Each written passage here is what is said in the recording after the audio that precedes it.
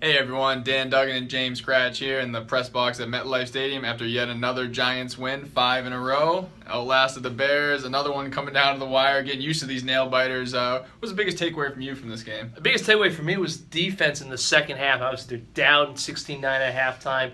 Defense really stiffened up, especially the run defense. Jordan Howard rushed for 72 yards in the first half. He only had 5 yards in the second half. They really tackled better, I thought. They maintained the edge better. They said they kind of moved their alignment a little bit. Didn't really change much, but they just played their assignments better.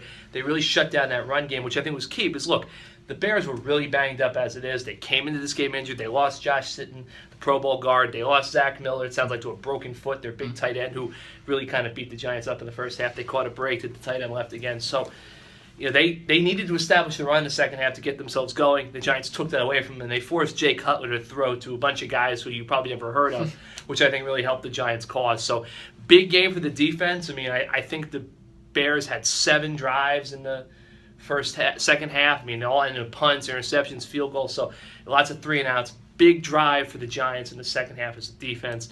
Another game that they sealed. Yeah, and on the other side of the ball, it was a tough day out here. The wind certainly played a big factor. I know the conservative play calling, drove a lot of fans crazy, and with good reason, but I think Ben McAdoo just didn't want to take a risk when you have the lead and the defense was playing so well. The running game showed some signs of life. Rashad Jennings kind of has come back a little rejuvenated here after the injury. Definitely. Didn't expect that. Really was ready to kind of throw in the towel on him, and he looked sharp for stretches, but at the end of the game, there was a lot of possessions there with 3 and out or maybe 1 first down when, if they could have sustained it, could have closed it out. So bottom line, it's certainly not a perfect team, but it's a 7-3 team. That's a great place to be with the winless Browns on Could deck. be 8-3.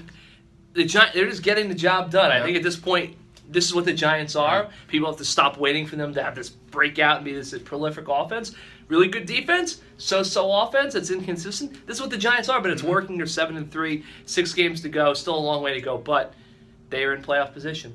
Yeah, so now we go to Cleveland, 8-3 in their sights, and it could be a really fun December. So we'll obviously be tracking that, and we'll see you next week.